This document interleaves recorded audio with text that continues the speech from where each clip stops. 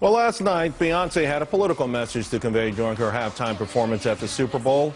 Her routine, well, some say it had a reference to Malcolm X, and her wardrobe was reportedly inspired by the Black Panthers. And, of course, this coming amid the growing war against police, where now you've got a Texas newspaper announcing they're going to publish the names and addresses of every San Antonio police officer following a deadly officer shooting last week. Rod Wheeler joins me now. Rod, you know, let's start with the new Beyonce song and video, and right. Apparently making reference to New Orleans and you know, the recent spat. Of course, there's a lot of violence going between the police and these particularly urban neighborhoods.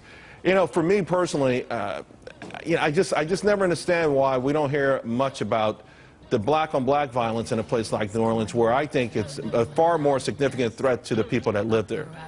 Well, it is. Good evening to you, Charles. And, you know, when you look at the Super Bowl halftime commercial, you have to say to yourself, and I saw this commercial just like 120 million other Americans saw this commercial, do we have to be inundated with people's political feelings and their political savvy, whatever that may be? Do we have to actually watch that? And that's exactly what Beyonce did during her performance yesterday. She really gave the middle finger, Charles, to police officers all across the country. And I think that that was clearly not the place for her actions. But would you say there is a place for it? Then is there a place for this dialogue to happen? Yeah.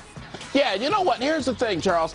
If Beyonce really doesn't care about police officers, if she really wants to support the Black Lives Matter movement and the Black Panthers and those kind of folks, you know what she can do? She could buy a 30-second commercial spot.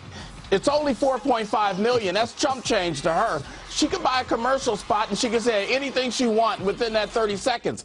But why does my family and 120 million other Americans, why do we have to be subjected to her political agenda? And I just think it's wrong, and clearly that's not the place for it. Now, she can dance, she can spin, she can twirl, she can do all of these things, and that's great. But what she can't do is force her political feelings down my throat and down the throat of a lot of other Americans. What about